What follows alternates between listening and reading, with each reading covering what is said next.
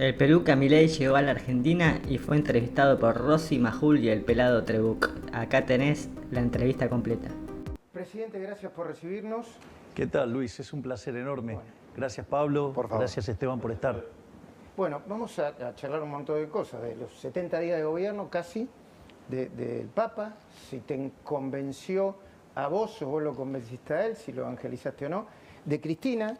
Estos son los apuntes, después lo vamos a desarrollar, de la respuesta que le das después de tu análisis a la ex vicepresidente o vicepresidenta. Pero empecemos por lo más actual. 20,6% de inflación. ¿Qué significa? Primero, si uno toma el número así solo y aislado, parece un número verdaderamente horroroso, que efectivamente lo es. Lo que pasa es que hay que mirar dónde estábamos y cuál es la tendencia. No podemos nunca olvidarnos de la herencia que recibimos. Recordemos que la primera semana del mes de diciembre la inflación venía corriendo al 1 diario, que era equivalente a un 3.700% anual. Cuando se entra en la segunda semana, la inflación venía corriendo al 7.500 anual. Nosotros, de hecho, decíamos que íbamos camino a un 15.000% de inflación con el ritmo al que venía acelerando. Y es más, si ustedes se fijan, los precios mayoristas, que siempre suelen estar adelantados respecto a lo que son los minoristas, dio 54%, eso da 17.000 anual. Es decir, con lo cual la economía venía viajando en ese sendero. En el mes de diciembre nosotros, a los pocos días de asumir, no lo hicimos antes porque había una cuestión de que no estaban los pliegos para la gente del Banco Central. Si no, lo hubiéramos hecho ya el primer día. Nosotros lanzamos un programa de estabilización hiperortodoxo con un fuerte ajuste fiscal de 5 puntos del PBI para dejar en equilibrio al Tesoro, con un proceso de saneamiento del balance del Banco Central para atacar los 10 puntos de déficit cuasi fiscal y a su vez un sinceramiento del mercado cambiario, que de hecho cuando ustedes toman al nivel que fue el tipo de cambio con la hipótesis del impuesto país, la brecha prácticamente desaparecía. Frente a esta situación, además nosotros empezamos a hacer fuertes recortes de gasto público. Nosotros hemos echado 50.000 empleados públicos, hay 10.000 contratos que vencían y que no los renovamos, eliminamos 200.000 programas sociales dados de manera irregular, bajamos 98% las transferencias discrecionales a las provincias y al mismo tiempo también otra de las cosas que hicimos fue eliminar la obra pública, que es una fuente de corrupción gigante. En ese contexto, frente al apretón monetario, frente al apretón fiscal, la inflación, que ya acumulaba en 3 semanas cerca del 30% en diciembre, en un momento a mí me preguntaron qué pasaba si daba 30. Y yo dije, era un datazo, porque significaba que en la cuarta semana ya no habían subido los precios. Y terminó dando 25, es decir, que empezó un proceso de desacelerarse el ritmo de crecimiento. Cuando uno mira enero es un mes que estacionalmente es complicado. Por lo tanto, digamos, si estacionalmente es complicado, replicar 25 hubiera sido un buen dato. Bueno, ha dado 20, es decir, bajó 5 puntos respecto al mes anterior. Pero además, en la medición del INDEC, el arrastre estadístico era de más de 6 puntos. Sí. Quiere decir que hoy la inflación, de haber estado viajando a un ritmo del 50 mensual, está yendo a niveles del 15 y sigue en bajada. Ahora, ¿cuánto tiene que ver la licuación y la recesión? Porque también es cierto que en ese apretón monetario y en ese conjunto de medidas ha habido una licuación de los ingresos en pesos, tanto los haberes jubilatorios, los sueldos. Hay una pregunta y muchos economistas críticos plantean que esto es efecto de recesión más licuación. A ver, vamos por partes. Lo primero que hay que entender es el escenario que teníamos. Nosotros teníamos plantado una hiperinflación. Si nosotros hubiéramos entrado en una hiperinflación, la caída en el nivel de actividad hubiera sido muchísimo más grande. Por lo tanto, cuando las dinámicas monetarias adoptan este patrón de comportamiento, la verdad que en términos de la discusión de actividad parece bastante pobre, por decirlo de alguna manera, porque el nivel de distorsión que genera el funcionamiento del sistema de precios, esos niveles de inflación, o sea, en este caso una hiperinflación, digamos, iba a destrozar el nivel de actividad económica, la actividad hubiera caído muchísimo más y nos hubiéramos encontrado con un escenario de 95% de pobres. Es decir, eso es lo que nos dejaron plantados. Es decir, los problemas del país no se arreglan emitiendo dinero. Es decir, a vos, si vos, suponete lo siguiente, te parece que los salarios son bajos. Entonces ahora los subimos y lo pagamos todo con emisión monetaria. ¿Vos vas a ser más rico? No, vas a ser menos rico. Te voy a explicar por qué. Porque en el mejor de los casos, si no se generara ninguna distorsión en el funcionamiento del sistema, vos la producción seguiría siendo la misma, lo único que tenés es un cambio de la escala nominal.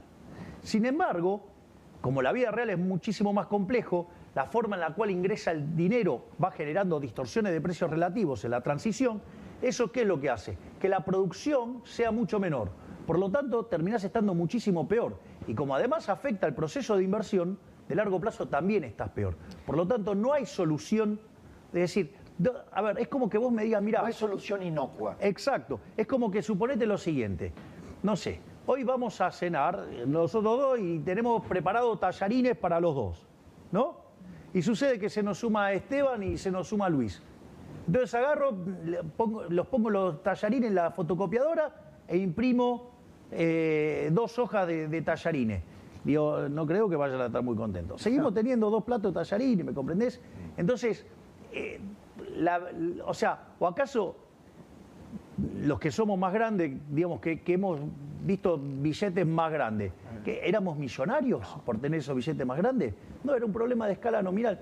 Y me parece que en ese sentido el daño que le ha causado la inflación a la Argentina es tremendo. Pero además, si uno quisiera ponerse en el campeón del progresismo, el campeón del progresismo tendría que estar abrazado todos los días a Milton Friedman. Porque no hay impuesto más regresivo en la economía que el impuesto inflacionario. Entonces, si vos verdaderamente estás consternado y afligido por los más vulnerables, tu política tiene que ser exterminar la inflación. Ahora, Javier, con esta política, con esta desaceleración de precios, estás teniendo una desaceleración en la tasa de inflación. Bien, con esta proyección, la inflación a un dígito, ¿cuándo estaría? ¿Cuándo se puede prever? Digo, la economía no es una ciencia exacta.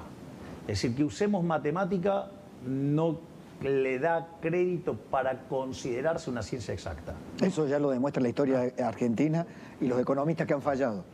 Claro. Ahora, lo que sí vos sabés es que si dejás de emitir, tarde o temprano la inflación la vas a exterminar. Ahora, ¿por qué? Porque por más que no le guste a la señora Cristina Fernández de Kirchner, la inflación es siempre y en todo lugar un fenómeno monetario que se genera por la existencia de un exceso de oferta de dinero, ya sea o porque subió la oferta o porque cayó la demanda de dinero o las dos cosas a la vez. ¿Cristina le molesta o no sabe de economía?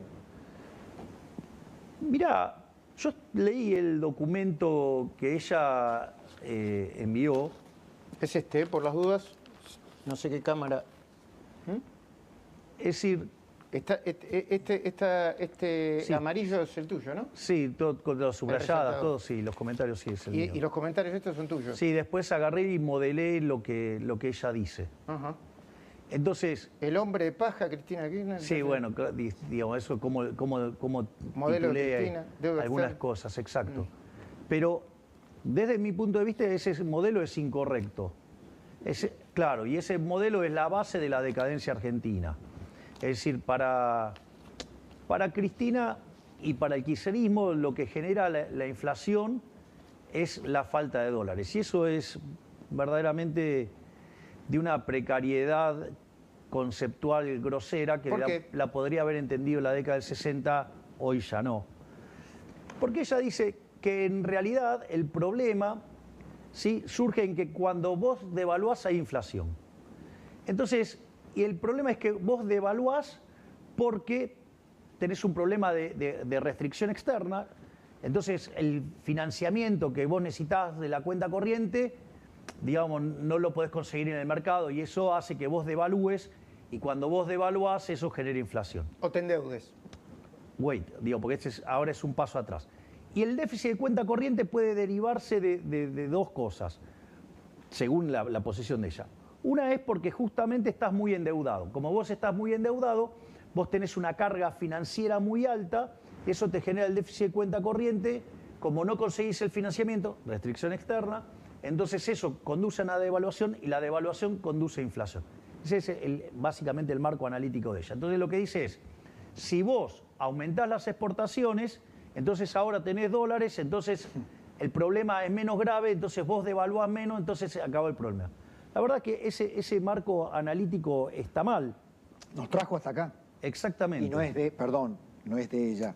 A ella hay una, digamos, una fila de economistas que piensan de esa manera. Por eso hay varias cosas que están mal ahí. Si ustedes quieren, yo se los explico las cosas que están mal. Por favor. Por ejemplo, ella habla de la restricción externa.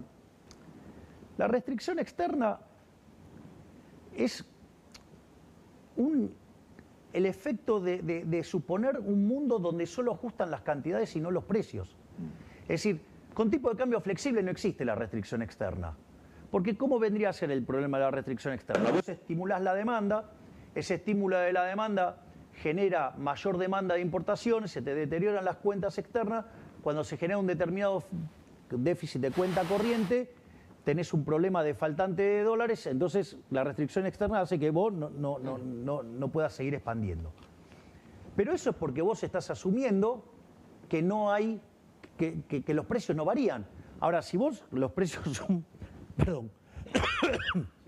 Perdón. Si los precios son libres, lo que vos tenés es que el tipo de cambio se va a ir acomodando a la oferta y la situación. demanda. Exacto. Fíjate que una de las cosas que caracterizó al kirchnerismo, que es la dilapidación de las reservas, le pasó en lo que fue el primer tramo del kirchnerismo, que le entregaron al gobierno de Macri una situación verdaderamente paupérrima en términos de reservas, y se fueron de este gobierno con reservas internacionales netas negativas en más de 10.000 millones de dólares. ¿Por qué ocurre esto? Porque frente a esa situación que estimulan la demanda, controlando el tipo de cambio y emitiendo dinero para financiar esa inyección de demanda, a vos te empiezan a caer las reservas. Entonces, cuando te aparece la caída de las reservas, ¿cómo lo resuelven? En lugar de tocar el tipo de cambio, ¿qué hacen? Meten cepa. Bien, esto es muy interesante. Bueno, esta es la respuesta correcta. Entonces, cada vez que tienen problemas, que cada vez les falta más reservas, en lugar de modificar el tipo de cambio, ¿qué hacen? Meten más control, ¿sí? Entonces, ¿cuál es el problema? El problema es que cuando vos haces eso, los pesos te quedan atrapados. Y aparece un problema que se llama money overhang, sobrante monetario. Por eso, cuando vos sincerás, una de las cosas que te pasa es que te salta el nivel de precio. ¿Por qué? Porque hay inflación reprimida. Y acá había inflación reprimida por dos cosas. Una, por el sobrante de dinero. Y otra, ¿sí?, porque tenían muchos precios regulados pisados. Ahora, la ex vicepresidenta te dice que no quiere hablar personalmente, pero en un momento te califica de economista showman. ¿Qué te sucede a vos cuando te pasa, cuando...? Nada, es la opinión de ella, está bien. Showman en la rosada, te digo. Bueno, está bien, digamos, o sea, quizás los nuevos tiempos requieren de un poco de show también. Digo, no, a mí eso no me molesta. ¿A vos no te molesta lo personal? Más que eso, y más que contestarle técnicamente, me parece que el mensaje peligroso que siempre envía ella y por lo tanto activa a todos los suyos, es que si los gobiernos no le dan al pueblo lo que el pueblo necesita, por ejemplo, subsidios, digamos, una ayuda a los jubilados ahora, esos gobiernos no duran. O sea, han puesto nuevamente el club del helicóptero. Eso es el sustrato, al menos mi lectura, de la carta de Cristina. Bueno, a ver, digo, de vuelta, vamos por partes. En lo político, desde lo político lo pregunto. Yo voy a plantear las cuestiones en distintos planos. Hay una frase de Thomas Sowell que es maravilloso. Dice, la primera lección de la economía, ¿cuál es? La escasez. No hay de todos para todos. ¿Y cuál es la primera lección de la política? Ignorar la primera ley de la economía. Exactamente. Entonces, cuando uno ve el análisis que hace Cristina, justamente lo que uno ve es que ella ignora, ¿sí?, algunas cuestiones básicas de la economía. Y eso eso me gustaría que también lo discutamos en algún momento. ¿Qué cuestiones básicas? Por ejemplo, no, porque esto es muy interesante. Ella dice que me acusa a mí de que yo digo que el déficit fiscal genera inflación, lo cual es mentira. Yo nunca dije que el déficit fiscal genera inflación. La emisión monetaria. Lo que genera inflación es la emisión monetaria. Porque vos podés tener déficit fiscal, lo financiás con endeudamiento, no tenés un problema. Como la mayoría, muchísimos países. Exacto. Entonces, por ejemplo, si vos estuvieras en una economía cerrada y vos te estás endeudando, entonces va a subir la tasa de interés y vas a tener un poquito de presión en precio por la caída de la demanda de dinero. Y si estás en una economía abierta, ni siquiera pasa eso. Con lo cual, eso, digamos, es falso lo que dice. Entonces ella arma lo que se llama un nombre de paja y acusa desde ese lado. Ahora, cuando el déficit fiscal es financiado con emisión monetaria y esa emisión monetaria hace que la oferta exceda la demanda, es ahí donde aparece el problema de precio. Parece que eso no se lo explicaron bien. O sea, o no lo entiende, no lo sé. No le salió. Y bueno, qué sé yo, lo que sea. Entonces, es más, hasta, fíjate esto, porque el primer párrafo que está en negrita es monumental por todos los errores que comete. Pero hay algo que es lo más interesante de todo, ¿no? Porque si fuera cierto esta hipótesis de que el déficit genera inflación, ¿no? Que no es lo que yo sostengo, que lo acabo de demostrar. La pregunta es, ¿y la deuda externa? ¿De dónde salió? Cristina, la deuda sale del déficit fiscal. Claro, es decir, y es falso que el gobierno de Macri sea el que más endeudó a la Argentina. El que más endeudó a la Argentina, básicamente, fue el gobierno de Alberto Fernández. Ahora, porque esto es la discusión política. Perdón, Esteban, ¿eh? Sí. ¿Cuánto puede durar este ajuste? Está claro que hay...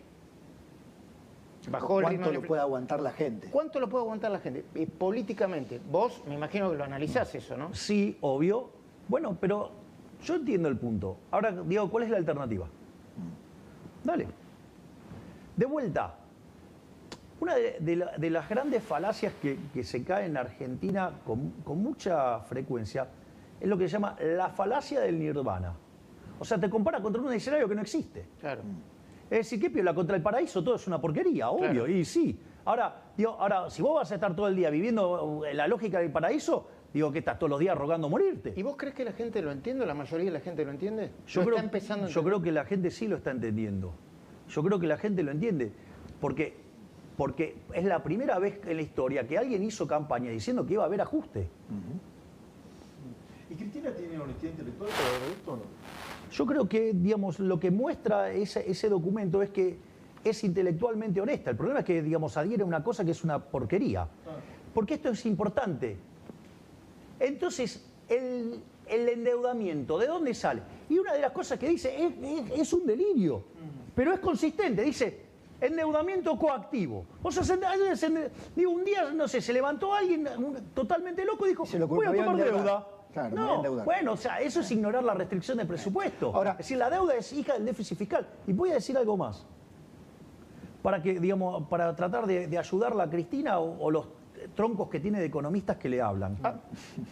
A ver, Argentina arrancó el siglo XX siendo el país más rico del mundo, hoy es 140. O sea, acá algo pasó mal. Sí, lo segundo es, de los últimos 123 años, Argentina, 113 tuvo déficit fiscal. Argentina desde el año 1900 hasta hoy tuvo 22 crisis, 20 tienen origen fiscal, donde el déficit fiscal es alto o recontra alto. ¿Qué es la parte que no entiende? Y encima, ella arranca el supuesto y está en ese primer párrafo. A diferencia de lo que se afirma habitualmente en cuanto a que el principal problema de la economía argentina es el déficit fiscal y la principal causa de la inflación, la emisión monetaria necesaria para cubrirlo, nosotros sostenemos que la inflación en Argentina se dispara ante la escasez de dólares y que es el endeudamiento compulsivo. Ahí está. Es el mantra, Claro, el mantra kirchnerista. Vino, pero a alguien se le ocurrió, se levantó alocado y dijo, vamos a tomar deuda. ¿Y contra qué? Ahora, presidente... Está claro, ¿no? Que ya en el primer párrafo muestra que no entiende lo que es una restricción de presupuesto. Yo digo algo, además, si yo me voy a poner en exquisito, si el problema es que me faltan exportaciones, habría que alguien le explique que eso es un aumento de la demanda agregada neta. Con lo cual la presión en precio es más alta, no más baja. Ahora, ¿podemos dejar a Cristina un poquito Sí, de lado? sí. Hablemos de presente y futuro Sí. sin Cristina, sin su carta, porque Sí. parece que tuvo un problema de egolatría. Tal vez le haya molestado tanta centralidad en el exterior, Sí.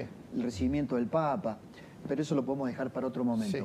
¿Cómo sigue el gobierno? Muchos que lo han votado preguntan, ¿cómo sigue el gobierno? ¿Va a acordar con los gobernadores? ¿Va a avanzar con la motosierra? ¿Va a fondo A ver, sin acuerdo político? a ver, la motosierra y la licuadora, que son los pilares del ajuste, no se negocian. No se negocian. El déficit cero no se negocia. El proceso de saneamiento del Banco Central no se negocia. Y una vez que nosotros tenemos el equilibrio fiscal en déficit cero y tenemos saneado el Banco Central, vamos a estar en condiciones de abrir el mercado cambiario. Y cuando nosotros hagamos eso, lo que vamos a tener es un rebote de actividad económica. Y explico por qué. Cuando vos tenés una restricción, un precio fijo, ¿sí? Un precio controlado, hoy tenemos un crawling peg, pero digo, o sea, es como que... Y que es el aumento es un paulatino, control que lo vas corriendo. controlado. ¿Qué es lo que sucede? Vos tenés un exceso de demanda, ¿sí? Nosotros estamos limpiando restricciones todos los días. Sí. El mercado de cambio y la gente no lo ve porque seguimos comprando dólares a lo loco, pero... Ahora, esto es interesante. Digo, desde que asumimos, compramos 7.000 millones de dólares. O sea, reforzando las reservas. Ahora, dicho esto, ¿qué es lo que sucede? Nosotros, una vez que vos tenés este exceso de demanda por tener un precio controlado, la contracara es que tenés exceso de oferta en el resto de la economía. Entonces tenés que los precios de los bonos son bajos, por ende es alta la tasa de interés, es alto el riesgo país, te genera un exceso de oferta en el mercado de bienes, eso hace que se te deprima el nivel de actividad. De hecho, el PBI per cápita está 15% por debajo del que teníamos en el 2011. Eso te genera un problema en el mercado de trabajo, que o lo corregís por desempleo o con salarios verdaderamente miserables, donde hoy 1/3 de los trabajadores formales son pobres, ¿sí? Y la contracara es una necesidad de aumento de contención social como consecuencia de este cuadro horrible que tenemos. Y eso genera un círculo vicioso, que es el que, digamos, traía Massa, que nos dejó la inflación, digamos, a un ritmo viajando del 15.000 anual. Dicho esto, cuando vos eliminás el control en el mercado de cambios... y ¿Qué variable monetaria está viendo Para. el gobierno para llegar a levantar el cepo? Pará, porque son varias cosas. Una vez que vos eliminás el cepo, lo que sucede es lo siguiente. Ese exceso de demanda desaparece y desaparecen todos los otros excesos de oferta. Entonces, cae la tasa de interés, se expande la actividad económica, se expande el empleo y los salarios reales mejoran y la cantidad de pobres e indigentes cae. Exacto. Entonces, eso lo que va a hacer es que la actividad económica rebote. Y además, como la Argentina es una economía que destruyó capital furiosamente en los últimos 20 años, aún así vos podés crecer igual. Porque es tan poco el nivel de capital, es tan alto el retorno que vas a tener en una economía que está tan deprimida que hasta vas a poder crecer. Eso lo que tiene que ver con la estrategia de la estabilización y cómo salís. Después está lo que nosotros mandamos en el decreto de necesidad de urgencia y la ley de bases, digamos, de reforma del Estado. Exacto. Que son un conjunto de reformas estructurales que tienen 3 elementos centrales. Uno es devolverle libertades individuales a los individuos. Otra tiene que ver con hacer estructuras de mercado más procompetitivas, no proempresas, procompetitivas, no proempresas, y terminar con los tongos de la política. Bueno, esto es, digamos, ha sido tremendo, ha sido demoledor. ¿Hay más puros de los que imaginabas? Sí, hay muchos más de los que... Pero bueno, esto es algo que también está bueno señalarlo. Ahora, lo que quiero decir, ese conjunto de reformas, lo que hacía es que Argentina escalara 90 puestos en libertad económica. Es decir, que Argentina se pudiera parecer a un país a Alemania. Es decir, Argentina en 20 años podría parecerse a Alemania. El rechazo lo va a demorar. Claro, entonces, por ejemplo, en lugar de estar creciendo, porque cuando se den esos procesos de convergencia, vos crecés a tasas muy fuertes. Por ejemplo, podés estar creciendo a tasa del 10% per cápita. Entonces eso quiere decir que vos duplicás el PBI per cápita en 7 años. Bueno, digamos, con estas tasas que vamos a tener como consecuencia de no haber avalado la reforma, tardamos 25 años para duplicar el PBI per cápita. Digo, en términos de pobreza y de nivel Ahora, de bienestar, presidente, ¿vos no es crees menor. que no aceptan eso o no o la ley no pasó? No, ¿Porque son todos chorros? No, o porque no les entienden la interesa. economía? No les interesa. A ver, la evidencia empírica internacional es hipercontundente. Es decir, los países que son más libres son 12 veces y media más ricas que los reprimidos. tienen 25 veces menos de pobre en el formato estándar, 50 veces menos en el formato extremo. ¿Qué discusión? No hay discusión. Eso está claro. Ahora, hay algo que puedo traer Bueno, esto. pero es que ese es el problema. Eso sí está claro, pero el problema es que esta gente, ¿Quiénes? los políticos, Pero- no quieren ceder sus privilegios. ¿Sabes qué fue lo? Mirá, la ley tenía dos objetivos. Era uno, terminar de ordenar el espectro político. Y otro, es decir, plantear las reformas. Yo te digo una cosa. Ustedes me conocen desde hace muchos años. Desde hace muchos años que yo vengo con la idea de que hay que ordenar el espectro político para que la gente entienda qué vota de un lado y qué vota del otro. ¿De qué lado está cada uno, si vos? Bueno, eso implicaba que muchos delincuentes que se disfrazan de ovejas eran lobos. Hay diputados delincuentes, decís vos. Obvio. Le mienten abiertamente a la gente. Le hablan del cambio, pero como dice Macri, la mía está.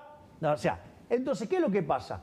Lo más maravilloso que pasó con la ley es que cuando la empezaron a desguazar, dejando en evidencia todos los dedos sucios de quienes estaban sucios.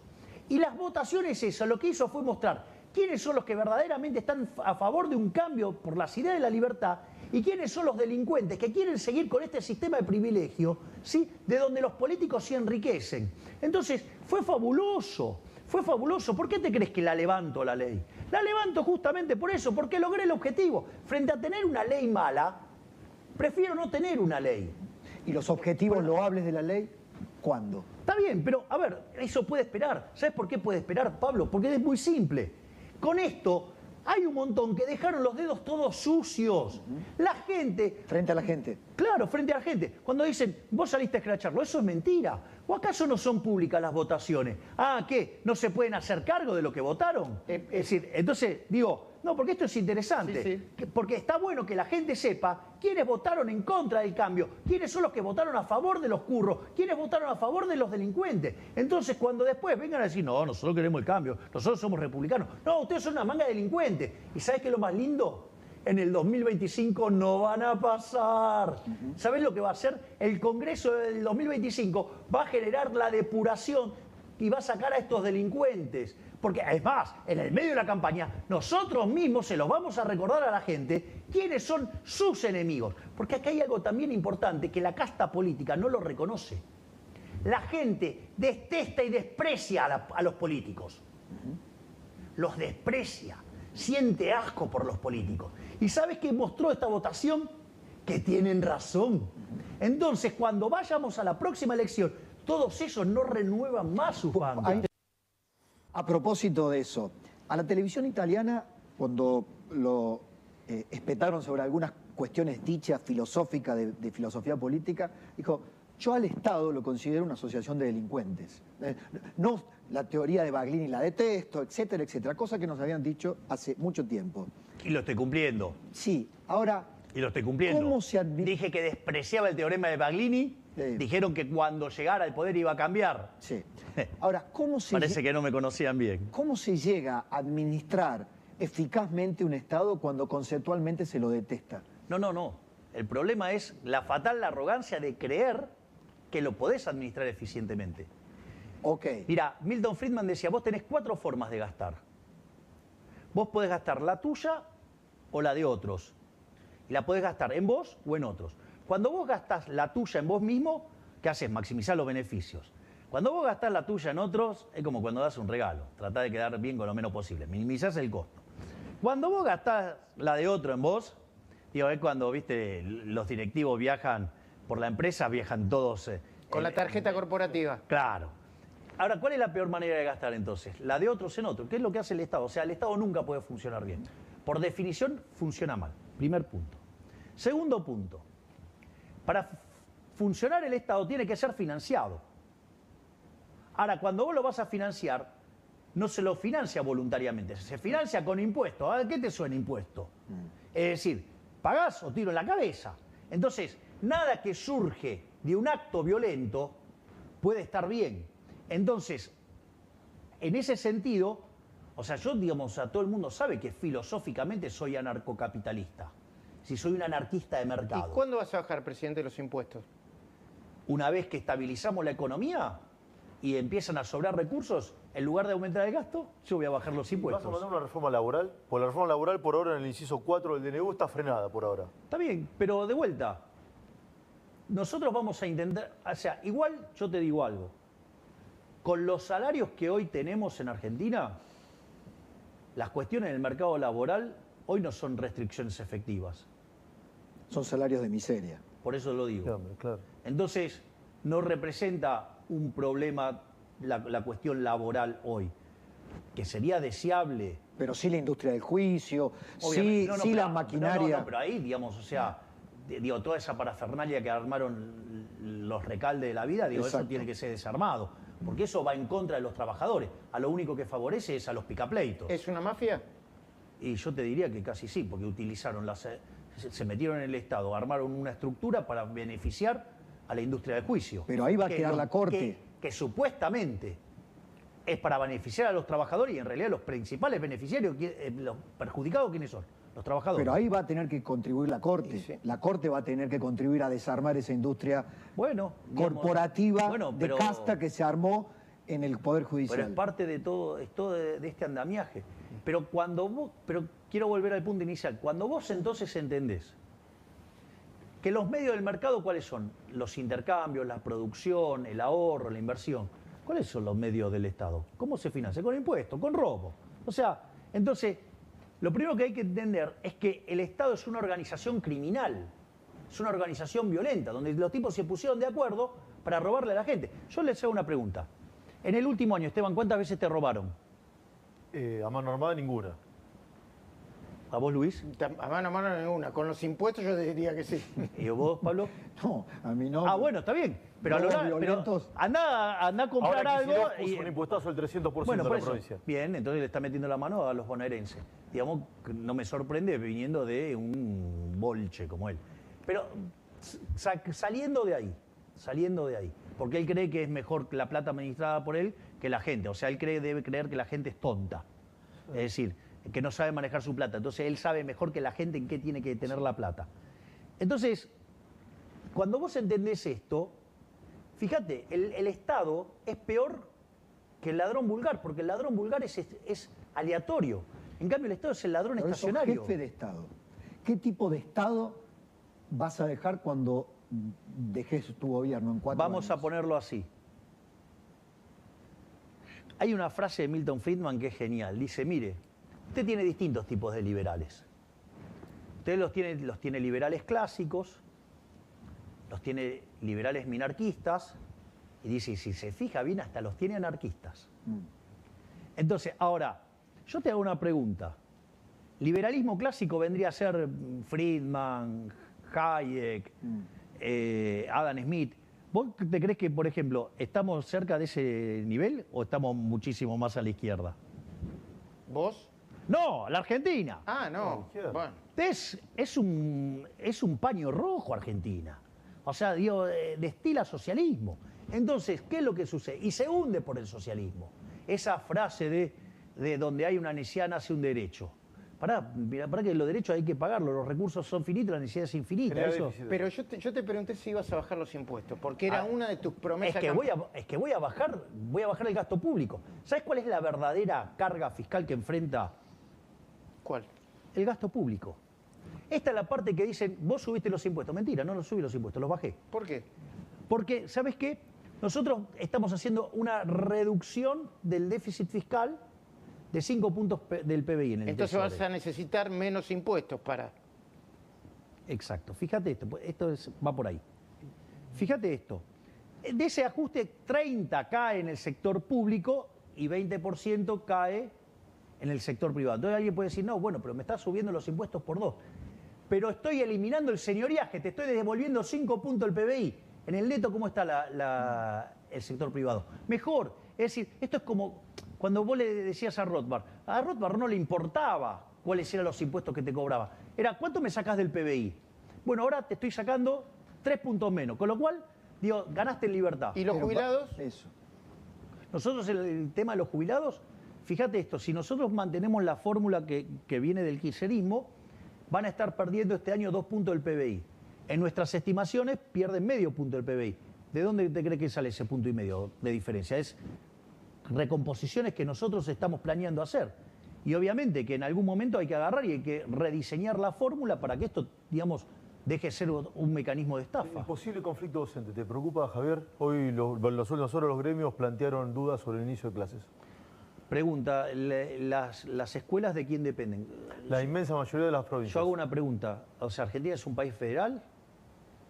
Si es un país federal, sí. Hay un lío ahí, porque tiene una paritaria nacional. Está Y de bien. la reforma... Bueno, entonces, el problema es el problema de las provincias. Si las provincias si los docentes no reciben lo que tienen que recibir, es porque los gobernadores están gastando la plata. Se quejan del fondo de incentivo docente que no va a ser girado. Bueno, digamos, a ver, de vuelta, ¿por qué, digamos, Nación tiene que estar financiando permanentemente? Es decir, ¿sabes qué? Que bajen los recitales. ¿Entendés? Cuando, digamos, cuando Córdoba hace el Cosquín Rock, Sí. que es privado, pero sucede que en subsidios, Exenciones impositivas. por eso, subsidio, le da 1.000 millones de pesos. ¡Vamos! ¡Ey! Digamos, entonces, digamos, todos los artistas que tuvieron ahí, digamos, por ejemplo, Lali Depósito. ¿Cómo? Lali Depósito. Depósito. No sé si Depósito. llega- Depósito. Lali Depósito. ¿No te gustó lo que dijo? Y cobró de la del Estado. No es sé decir, si llega a esa cifra de esos, 1.000 millones, esos, bueno, pero Lali Depósito cobró de varios gobiernos. Entonces, De La Rioja, ¿no? sí, por ejemplo, en uno de los recitales cobró $350.000. Entonces la pregunta es, ¿vos estás dispuesto a financiar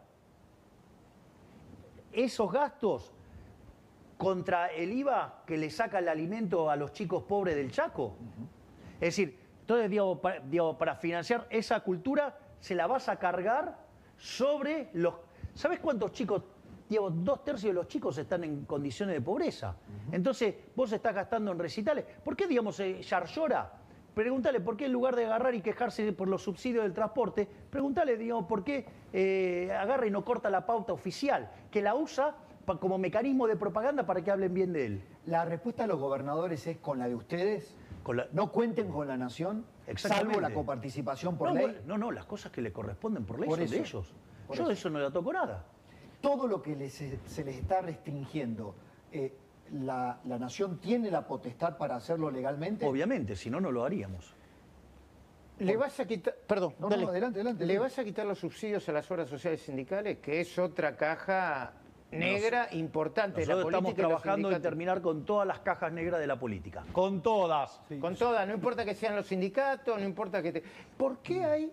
Perdón, porque si no, me lo voy a olvidar y no quiero olvidar. No pasa nada. ¿Por qué sigue habiendo gente de la cámpora y de masa en muchos ministerios y en muchas direcciones? Bueno, en la medida que los vamos detectando, los vamos sacando. Pero les resulta difícil detectarlo, porque algunos dicen, no, esto forma parte de un No hay acuerdo de Mileico. no hay pactos de ninguna naturaleza con el kirchnerismo. ¿Qué votaron? ¿Me votaron algo a favor? No, nada. Digo, están con el club del helicóptero todo el día. Digo, ¿qué pacto Sí, tengo con eso? por la carta de la jefa pareciera que no hay pacto. Y bueno, y entonces... Por eso. Ahora, hay aspectos de la burocracia estatal que van más allá de las grandes ideas que fija el presidente, que tienen que ver, por ejemplo, hemos tenido en estas horas la SUBE, implementar un mecanismo para que la SUBE le sea amable a aquellos que saben que tienen que pagar un boleto más caro y que van a cambiar el sistema de subsidio, no a la No se va a oferta, hacer sino a la demanda. Exactamente. Pero le han hecho una mirada, y esto para los colaboradores del presidente, una mirada para mover las segundas y las terceras estructuras para que hagan más eficiente el Estado. De vuelta, es un oxímoron un Estado eficiente. Pero la gente con la SUBE, por ejemplo, ¿qué respuesta? Bueno, ¿a se vos le no da? te parece que es un cambio fenomenal el hecho de estar subsidiando a la oferta, pasar a subsidiar a la demanda? De que los subsidios le lleguen a los más vulnerables. Sí. Es decir, es una forma de focalizar y mejor... O sea, yo creo que por ejemplo, una de las cosas más maravillosas es lo que está haciendo Sandra Petovelo desde Capital Humano. Sí, sacar los intermediarios. Ah, ¿y a vos no te parece que eso no es Perfecto. fenomenal? Promesa de O sea, campaña. y además sacamos los intermediarios justamente cuando viene el proceso más duro del ajuste. En un contexto donde le duplicamos la asignación universal por hijo y la tarjeta alimentar. Mirá si no estamos fijándonos en cuidar a los más vulnerables. No solo eso, sino que además también estamos desarrollando un programa para que la clase media no pierda el acceso a la educación. ¿Cómo es eso? ¿Cómo es eso? Claro, porque, a ver, sucede que esto es algo fundamental. Vos sabés, o sea, a ver, todos los argentinos de bien entendieron que no se puede estar viviendo sistemáticamente por encima de los recursos. Así es. Y eso, digo, hay un canal que se dedica a rastrear gente y le llenan la cara de dedo todos los días. Sí. Tienen que ir y contratar actores para que hagan la crítica, ¿no? Sí. Bien. C5N. Sí, exacto. K5N. Ponele. Bueno, no importa. Dicho esto. Entonces la gente ya entiende que hay que hacer un ajuste.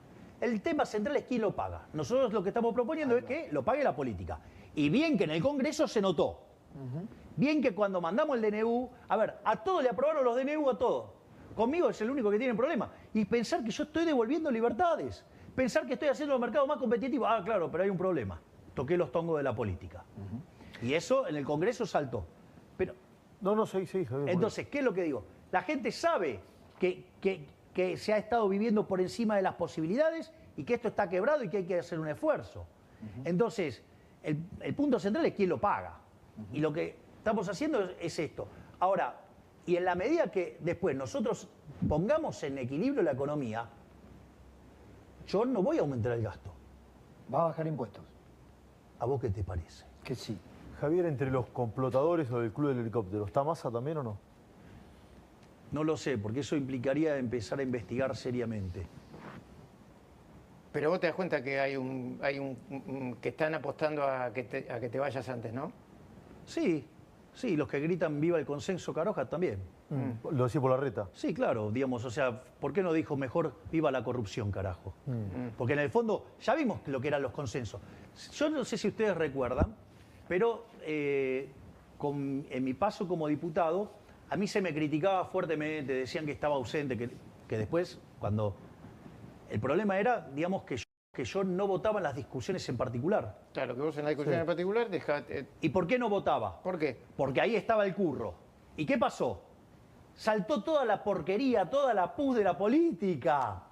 ¿Se llama fideicomisos eso, Javier? Sí, y vamos a avanzar fuertemente contra todas las cajas negras de la política. Hay 10 fideicomisos que están a tiro de decreto. Que el presidente, si quiere, fueron creados por decreto, se pueden barrer por Te hago decreto. una pregunta. Si ese es el número, Sí. ¿que yo voy a hacer el decreto que los limpie? No, es una pregunta. ¿Querés apostar? No. Vas a hacer un decreto que limpie todos los fideicomisos. ¿A vos qué te parece?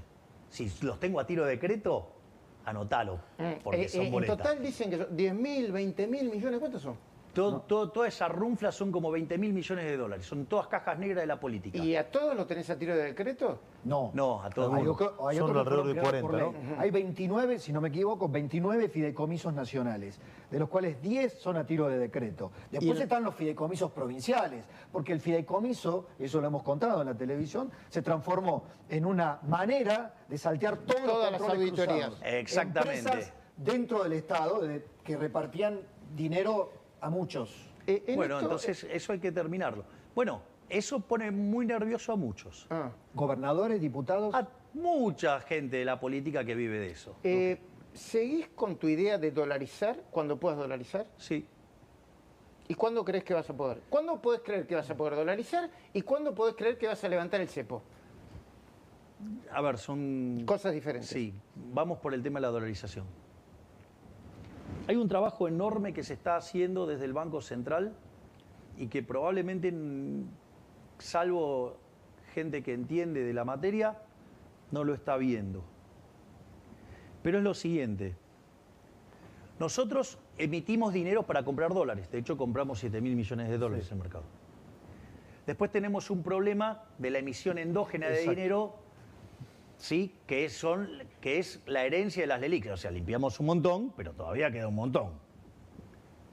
Entonces, en ese contexto, nosotros tenemos esas dos fuentes de emisión monetaria.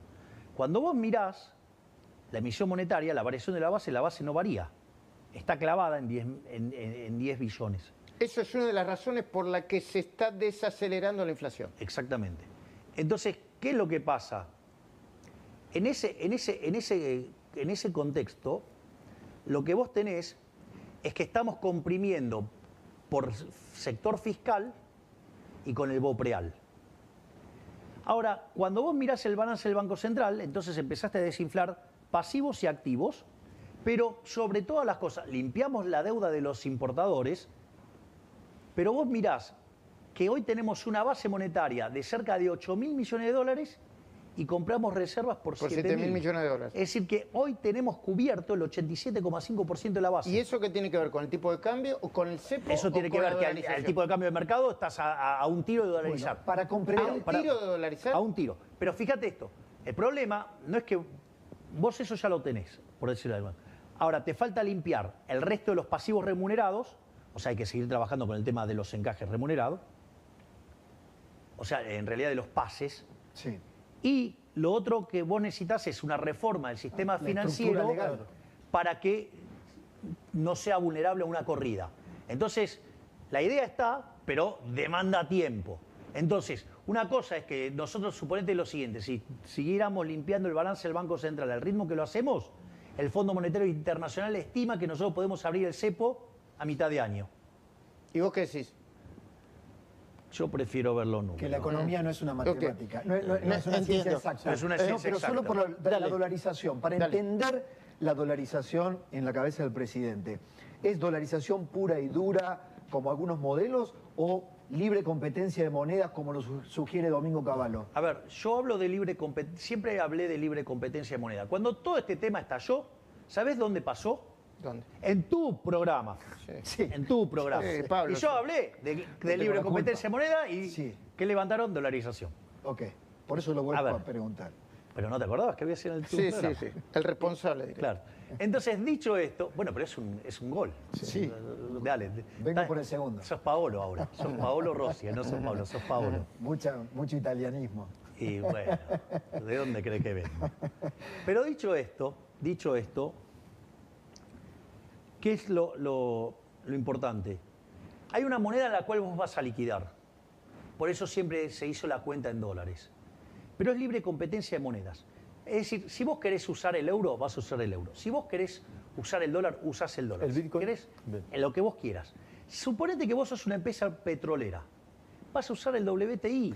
Suponete que te dedicas al gas, El usás BTU. Suponete que estás en el campo, usás el precio de la soja en Chicago. ¿Qué es lo interesante de esto? Que vas a un modelo de canasta de moneda donde los ponderadores surgen endógenamente por las decisiones de los individuos. Y el peso- Es decir, basta que no, porque en realidad quedo esclavizado por la política. No existe más. O sea, Claro, pedirles que no queda piensen. esclavizado por el Tesoro norteamericano Exactamente. y la Reserva Federal. Ahora, ¿y el peso, en ese esquema, dónde queda el peso? ¿Resucita el peso? No, el peso no existe más. Listo. Ok. Requiem al Porque peso. crees que nadie lo va a elegir. No por una decisión tuya, sino porque crees que nadie lo va a ¿Y elegir. vos crees que alguien va a querer No, el no, no, peso? está bien. Dice, de hecho, le desaparece de quitamos hecho. 13-0 a la moneda, le podríamos quitar 3 más. Entiendo. Es decir, lo que hay que entender es que el Banco Central es probablemente el mecanismo de estafa más sofisticado que creó el Estado de la historia. Porque cada vez que emite es como falsificar papel. Es Son decir, como los tallarines, la Con la impresión de fotocopiadora, tallarines. sí. Está. Ahora, presidente, sí, ¿quién... pero te obligan a comerlos. Ok. Y cuando los comes, ¿qué te pasa? Te vas a sentir mal Y porque sí, el papel y sí. no son Pobre, tallarines. pobre. ¿Quién evangelizó a quién? ¿El Papa a vos o vos al Papa? No, yo no creo que haya habido una Bueno. cosa por el estilo. Yo lo que ¿Conectaron? ¿Qué te pasó? A ver, hay varios eventos. Previo a la ceremonia, el Papa Francisco nos invitó a Diana Mondino, a mi hermana y a mí, para que lo viéramos. Y ahí es donde se dio el diálogo, te cortaste el pelo, todo. Vos sos medio... Quería decirle medio judío, supongo. habrá querido Sí, decir sí, eso. sí. Le dijo a Karina... sí, cuidalo. Gracias por Gracias cuidarlo a por este. cuidarlo a él. Cuidalo. Sí. Pero tengo algunas anécdotas más divertidas Sí. todavía, del día cuando nos encontramos, que tuvimos la reunión. Entonces, y eso fue todo con mucho afecto, con mucha simpatía. Entonces le pedí permiso para darle un abrazo y me dice, por favor, hijo, y pegamos la mejor. Esa es la realidad. Y Karina también le dijo, ¿te Sí. puedo dar...? Claro, uno no se acostumbra, ¿viste? Uno Claro. lo que ve son fotos, qué sé yo. Vos le pediste permiso, te dio... Y Karina también le pidió Claro. permiso y dijo, pero claro, claro. estaba contento, no sé. Y después parecía- pasó algo muy lindo. Cuando termina la ceremonia, Él rompe el protocolo y viene a saludarme. Yo no podía creer. O sea, rompió el protocolo para venir a saludarme. Con lo cual, o sea, yo no podía creer lo que estaba pasando. Después, al otro día, tuvimos la reunión. La reunión fue maravillosa, fue maravillosa. La verdad es que cuando arrancó la reunión, lo primero que hice fue pedirle disculpas por mis exabruptos del pasado, que si bien yo le había hecho llegar mis disculpas por distintos canales. ¿Lo hiciste personalmente? Sí, y también lo había hecho en uno de los debates. Sí, sí. Me pareció que valía la pena hacerlo en persona. ¿Y cómo se lo dijiste, si te acordás? No, le digo, mire, su santidad, el tema es el siguiente. Yo la verdad que antes había algunas cosas que no las entendía. Y cometí un error y tuve unos exabruptos que no correspondían. Entonces quiero pedirle perdón. Me dijo, ¿quién no cometió errores en su juventud? Dale, listo, ya está. Así lo... Después le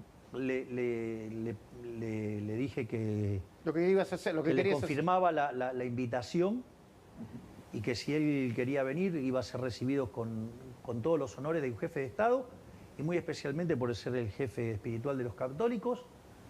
La realidad es que no me contestó a eso.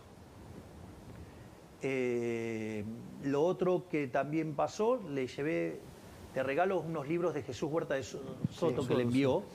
Así que le conté las cosas que le mandó y le dije que el profesor Huerta de Soto estaba dispuesto a hablar con él. ¿Hubo algo que quedó allí? ¿Aprobó el plan económico? Bueno, y después de Porque eso... eso quedó como un malentendido allí. No. Porque generalmente él no aprueba planes económicos. No es que... entonces, a partir de ahí nos pusimos a hablar de la economía. Ok. Y yo lo que hice fue describirle la herencia. Y a partir de la herencia, las distintas opciones de política económica que tenía y los resultados de cada una de esas opciones. Y entonces me dijo, ¿y los vulnerables? Entonces yo le expliqué todas las políticas que estaba llevando a cabo la ministra Petovelo. Y eso a él le pareció muy interesante. Él ya había quedado impactado muy positivamente con el concepto de capital humano. En esta fuimos al hueso y le expliqué cómo funcionaba cada una de estas cosas y cómo era la salida. Y a él le pareció muy razonable y me dijo, mantenete firme con el tema de los... Tenemos acordado los últimos 5 minutos para la entrevista, así que aprovechémoslo. Pero no quiere que les cuente una anécdota divertida. Sí, por supuesto. ¿Me lo descontás, por favor, Karina? Porque después... Para que yo algo tuve que ver. No, sí, por supuesto. Porque yo con quién fui a visitarlo. Fue Guillermo Francos, nuestro ministro del Interior, que fue alumno de... que además le tiró un carpetazo. Se copió, ¿no? Sí, le dijo, usted se copió. Entonces, así, le tiró un carpetazo en el medio. Después fui con la ministra Sandra Petovelo, de Capital Humano, fui con Diana Mondino, fuimos con nuestro secretario de culto, Sánchez, fue Cari, digamos, que es la secretaria general de la presidencia, y fui con mi rabino, con Axel, con quien había estado en el muro. Y esta fue una parte muy divertida, fue muy divertida. Porque cuando Axel lo va a saludar le dice, su santidad, se lo traje de vuelta. Dátelo. Pues, ¿podemos pimponear esto? Sí. Macri. ¿Van a terminar haciendo una convergencia, una alianza, una fusión con Macri, Patricia Burri, el PRO o lo que represente eso? ¿Qué es lo que yo dije sistemáticamente previo a meterme en la política? ¿Qué fue lo que yo he presentado aún antes de las PASO? Era, ¿por qué no vamos todos juntos? Vamos a hacer una interna, el que gana gobierna, el que pierde acompaña. Se parece a eso. Una de las cosas más maravillosas que pasó en la Cámara, por lo cual estoy muy agradecido del trabajo que hizo Cristian Ritondo, es que él logró abroquelar todo su bloque apoyando las ideas del cambio. Así es. Entonces, si ustedes se fijan, eso ocurrió solo, espontáneamente. Entonces, digo, yo veo que evidentemente va a haber una convergencia. ¿Pero parlamentaria o para integrar segundas, terceras líneas, algún ministerio? Mira, digo, esto es muy importante. Yo una de las cosas que señalé es que cuando la doctora Bullrich y el presidente Macri me dieron el apoyo... Si no te pidieron cargo, dijiste vos. No, me pidieron nada. Yo hablo con Macri, no me pide nada. Es decir, las charlas que yo tengo con Macri son maravillosas. O sea, si él me cuenta experiencias, o sea, él está viendo las cosas que pasan y me cuenta sus experiencias. Pero no te sugiere nombres. No, digamos, a ver, ahora supongamos lo siguiente. Sí. Supongamos que yo tengo que cubrir un puesto Sí. y no tengo. ¿Vos le preguntás? Lancés, Yo no por le puedo ejemplo, preguntar, Lancés. pero Sí. yo no le puedo preguntar. Sí, claro. Sí, vos Digo, podés hacer lo que bueno, quieras, sí. bueno, pero eso, digo, A ver, pero Scioli. ¿Por qué Scioli? Scioli, a ver, en ese lugar Scioli tiene una experiencia fenomenal. O sea, es algo que ese trabajo lo conoce muy bien, lo hace muy bien y además es amigo de Guillermo. O sea, yo creo que cada ministro tiene que poder elegir sus No colaboradores. tiene nada que ver con el kirchnerismo, Scioli. Y tendrías que indagarlo y preguntarle a él y te vas a dar No cuenta. es casta. A ver, yo en algún sentido he hablado de tabula rasa y esto lo dije siempre. Todos aquellos que se quieran sumar al cambio hacia la ciudad de la libertad, vamos para adelante. Sí. Javier, le dijiste a Bonelli el otro día que Franco estaba firme como rulo de estatua. Sí, ¿Sí? Hay algunas... lo confirmo. Bien, hay algunas especulaciones vinculadas con Martín Menem, presidente de la Cámara de Diputados. ¿También está firme como rulo de estatua? Obvio. Pose, Santiago Caputo.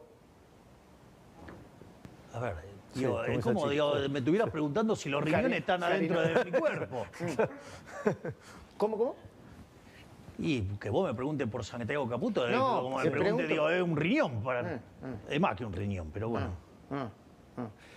Presidente, quedan los últimos O sea, minutos. ¿querés que lo haga más explícito? Sí. Hay un triángulo. El triángulo es Karina, presidente mi Milei, hermana, Karina Milei. Santiago Caputo y yo. Ok. Cuando lo ampliamos, entra Pose. Y así, digamos, vas ampliando y hay cada vez más. Pero Guillermo Franco, perfecto. Perfectamente. No, Solo añadido, va a necesitar cuadros técnicos, porque dos saltaron por el aire, por la crisis política. Hay Uno cosas de que ellos, pasan. Giordano. En las segundas, terceras líneas se habla de que va a haber, ¿no?, como un shampoo. Va a haber más Hay que renuncias. lavado de cabeza a muchos. hay un dicho en política, ¿sabes qué dice? Que el que traiciona una vez, traiciona siempre. Los que quedaron del otro lado de los traidores, los estoy rastrillando, los voy a correr. O sea, para ellos no hay tabula rasa. Para los traidores no. Sí. ¿Está Píparo ahí? Para los traidores no hay tabula rasa. Y está Píparo ahí. Para los traidores no hay tabula rasa. sí, sí, está. Sí, entendí que sí. Sí. Presidente, hay mucha gente que la está pasando mal. Estamos de acuerdo, ¿no? Hay diferentes discursos. Me parece que esa gente espera del presidente siempre alguna palabra. Gente clase media que le van a aumentar el colegio, la prepaga, Los útiles. Los útiles.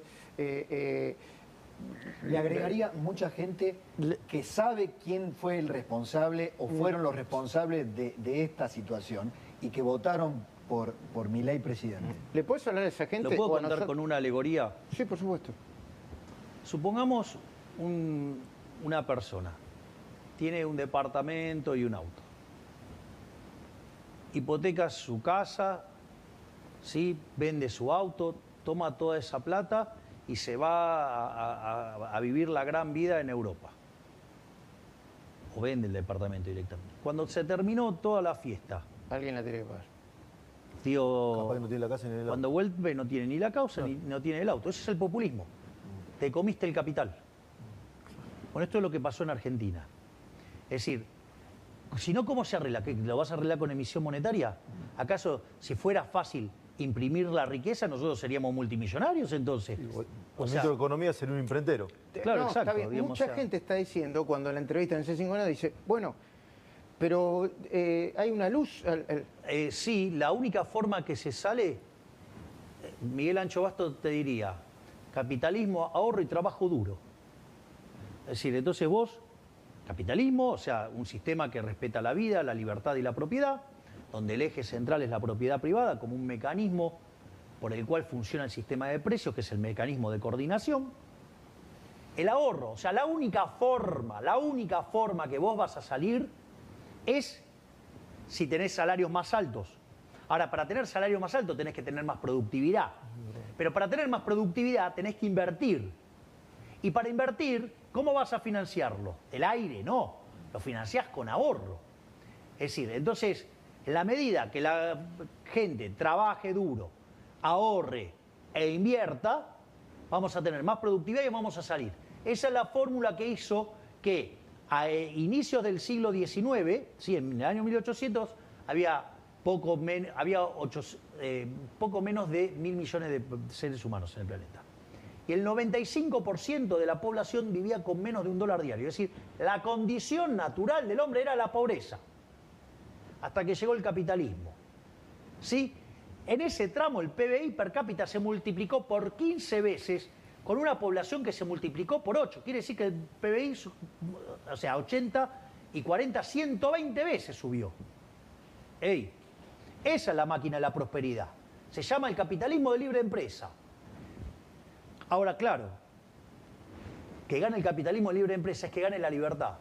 Eso tiene un perdedor, que es la casta política chorra, parasitaria e inútil, que es la que nos hundió y nos metió en esto. Entonces, esta vez el sacrificio tiene sentido porque es un sinceramiento para salir, no un mecanismo para terminar de robarles a todos. Digo, ¿por qué el consenso es un robo? ¿Por qué el consenso es una estafa? Porque cuando se sientan en el consenso en la mesa, Reparten. la mía está, pero la mía está en una torta más chica. ¿Sabes a quién jodieron siempre cada vez que hubo un consenso? ¿A quién? A los que menos tienen. Por eso yo no hago consenso con los delincuentes. ¿Qué consenso? Con el delincuente no negociás. ¿Qué vas a negociar con el tipo que te pone una pistola en la cabeza?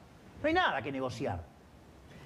Última pregunta. Dale, por favor, porque... ¿Habrá gente rescatable en el futuro, si entiende, con los que se pueda construir poder político y algún tipo de consenso razonable? Esto va añadido No, a... ¿qué es consenso razonable? Porque si consenso razonable Bajo es estos robar... parámetros. No, si bajo consenso estos parámetros. por eso. Si consenso razonable es robar, tongos, cargos, fondos negros, cajas negras de la política... Voy a dar un ejemplo. Eso no. Voy a dar un ejemplo. Tantas alegorías. Que gobernadores entiendan que al ajuste hay que hacerlo todos. Todos... Ellos y el gobierno nacional. Exacto. ¿Sabes cuánto tiene que ajustar en consolidado todas las provincias? ¿Cuánto? Un punto del PBI. ¿Sabes cuánto tengo que hacer yo de ajuste? 5. 15. Ah, claro. No, porque está 5 en el Tesoro Banco Central. y 10 en el Banco Central. De nuevo, le tenés que hablar a la gente. Nosotros entendimos, le tenés que hablar a la gente. ¿Qué le dirías a la gente que está...? Que la única forma de salir de esto es abrazando las ideas de la libertad. Porque donde triunfa las ideas de la libertad, la sociedad prospera. Entonces, esta vez el esfuerzo vale la pena. Porque en todos los demás esfuerzos, todos mantuvieron sus curros y perdieron los argentinos de bien. Esta es la primera vez que se hace el ajuste y los que pierden más en todo esto son los políticos, los parásitos, los ladrones. Y eso va a hacer que, pasado este mal trago, hay luz al final del camino. Una Argentina mejor es posible y lo estamos haciendo. Gracias, presidente, por todo el tiempo. Gracias a Gracias. ustedes. Muchísimas gracias.